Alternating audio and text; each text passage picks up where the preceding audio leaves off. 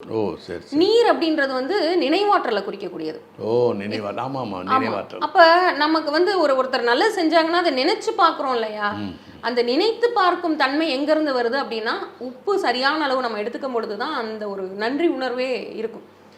எல்லா உணர்வுகளும் எல்லா குணங்களும் நம்ம எடுக்கிற உணவோட தான். நம்ம என்ன உணவு எடுக்கிறோமோ அந்த உணவு தான் நம்ம குணத்தை வந்து வெளிப்படுத்துது. குணம் மட்டும் இல்லை, மனிதனுடைய கேரக்டரையும் அதான் வெளிப்படுத்தும்.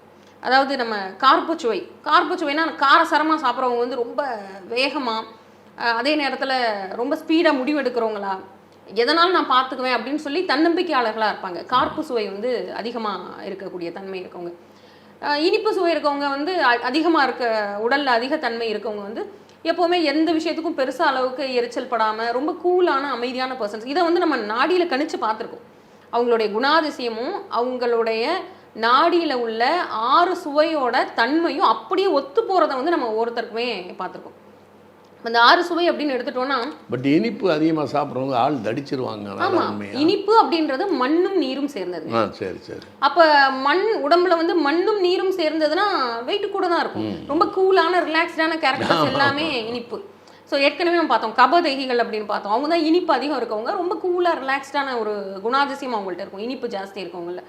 இப்போ இந்த கேட்டகரி படி பார்த்தோம் அப்படின்னா நம்ம உடலில் உள்ள எல்லா நோய்களுக்கும் நம்ம எடுக்கக்கூடிய உணவு தான் பேஸ். நம்ம மருந்தெல்லாம் நோயெல்லாம் வந்து அதுக்கப்புறம் நம்ம வர்றோம். அடிப்படை தினசரி வாழ்வியலில் நம்ம உடலில் உள்ள 6 சுவைகளோட ஏற்றத்தாழ்வை நம்ம தெரிஞ்சிட்டோம் அப்படின்னா எந்த விதமான வியாதியும் வராமல் தடுக்க முடியும். அதே நேரத்தில் வந்த பிறகு சரியாக்க முடியும். இன்னொரு முக்கியமான விஷயம் என்னென்னா, ரொம்ப அவசர நிலையில் கூட நம்மளால் சரி பண்ணிக்க முடியும். ஏன் அப்படின்னா உப்பு எடுத்து வாயில் வைச்ச அந்த நிமிஷத்துல என்ன பண்ணும் அப்படின்னா உடனே வேலை பார்க்கும்.